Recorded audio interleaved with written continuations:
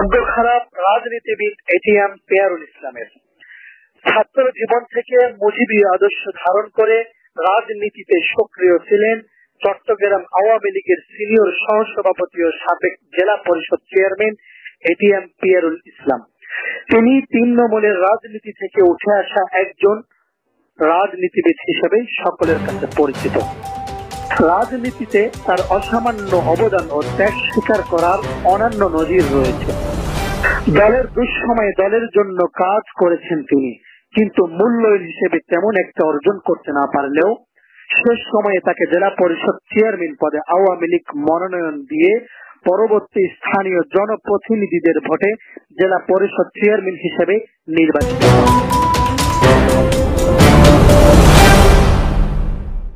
কিন্তু নির্বাচিত হওয়ার পর কিছু সময় দায়িত্ব পালনের সুযোগ অর্জন করলেও রাজনৈতিক পথ পরিবর্তনের সাথে সাথে তার ভাগ্য পরিবর্তন হয়ে যায়।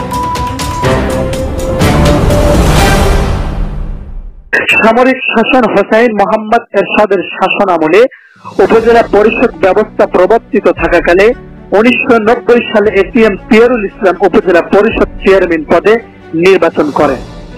পরবর্তী নির্বাচিত উপজেলা পরিষদের চেয়ারম্যান হিসেবে নির্বাচিত জনপ্রতিনিধির দায়িত্ব পালন করেন। কিন্তু 1991 সালে বিএনপির নেতৃত্বাধীন সরকার ক্ষমতা লাভের পর উপজেলা পরিষদ ব্যবস্থা বাতিল ঘোষণা করলে তিনি আর উপজেলা পরিষদের চেয়ারম্যান পদে দায়িত্ব পালন করতে পারেননি।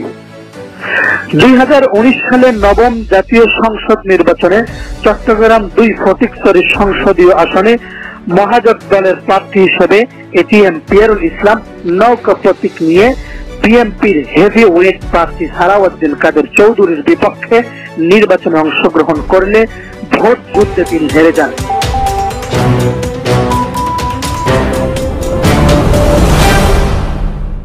সে সময় বিএনপির প্রার্থী সালাউদ্দিন কাদের চৌধুরী সংসদ সদস্য হিসেবে নির্বাচিত হন।